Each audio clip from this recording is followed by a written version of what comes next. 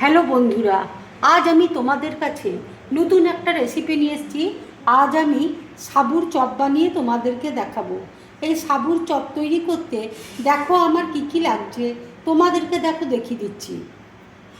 এখানে দেখো 250 গ্রাম সাবু আমি জল দিয়ে ভিজিয়ে রেখেছি 2 ঘন্টা।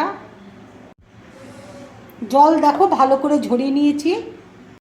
এখানে গুঁড়ো দুধ আছে দেখো ছোট এক বাটি, এলাচ গুঁড়ো রয়েছে, গুড় আছে, নারকেল কোড়া রয়েছে। এখানে 1 কেজি দুধ দেখো ভালো করে জাল দিয়ে নিচ্ছি। অল্প করে দেখো নুন দিয়ে দিচ্ছি, ভালো করে দেখো মেখে নেব।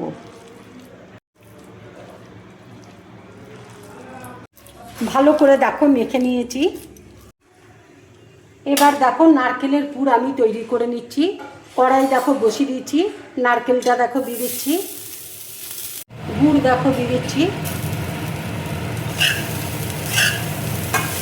তোমরা ইচ্ছে করলে গুড়ের বদলে চিনিও ব্যবহার করতে পারো।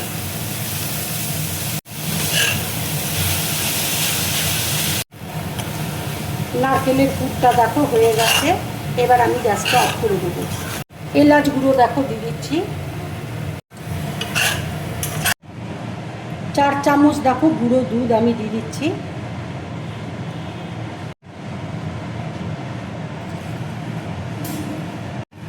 এবার দেখো ভালো করে মেখে নেব।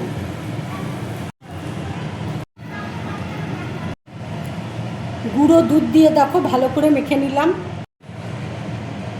হাতে দেখো ঘি বুলিয়ে নিচ্ছি, অল্প অল্প করে দেখো নিয়ে নিচ্ছি। ঠিক এইভাবে দেখো করে নিচ্ছি। এবার অল্প অল্প করে পুর আমি নিয়ে নিচ্ছি।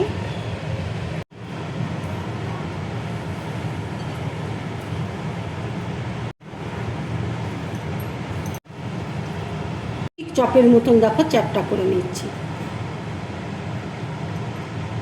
এইভাবে দেখো আমি সবগুলো চপ তৈরি করে নেব। সবগুলো চপ দেখো তৈরি হয়ে গেছে। দুধ দেখো ঘন করে জাল দিয়ে নিয়েছি। এবার আমি গুঁড়ো দুধ দেখো মিশিয়ে নেব।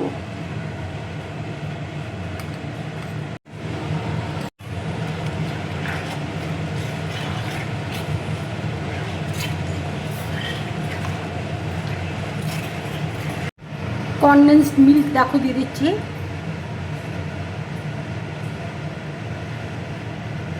কিশমিশ দেখো দিয়ে দিচ্ছি। দুধ দেখো ঘন করে জাল দিয়ে নিয়েছি, দুধ ফুটছে। এবার আমি চপগুলো এক এক করে দিয়ে দেবো।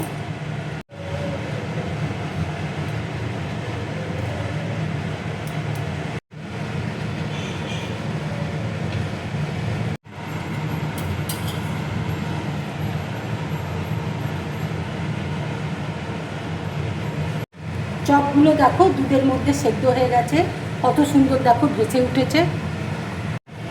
দেখতে দেখো কত সুন্দর হয়েছে, দেখো হয়ে গেছে। এবার দেখো আমি গ্যাসটা অফ করে দিচ্ছি। এলাচ গুঁড়ো দেখো দিয়ে দিচ্ছি।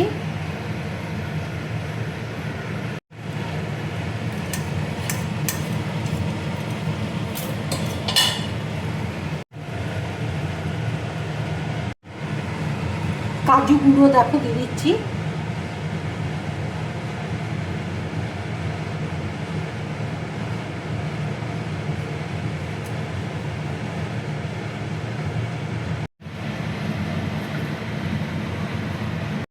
এবার দেখো কিশমিশ দিয়ে দিচ্ছি।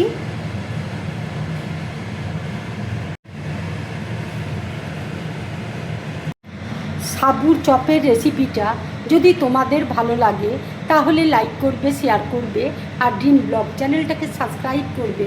তোমরা বেশি করে কমেন্টস করবে, তাহলে আমার খুব ভালো লাগবে। নমস্কার।